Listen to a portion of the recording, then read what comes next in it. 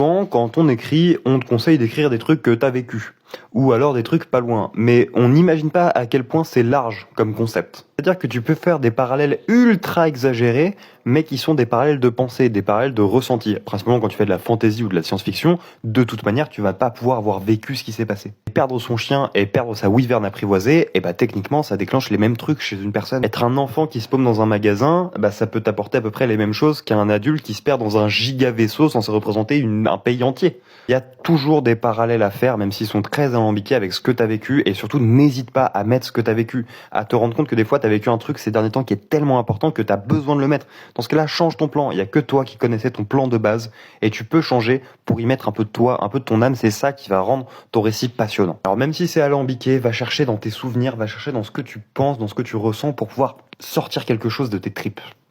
Et parfois il y a des trucs qui sont très très loin et que tu n'as jamais vécu, et on va parler de ça demain.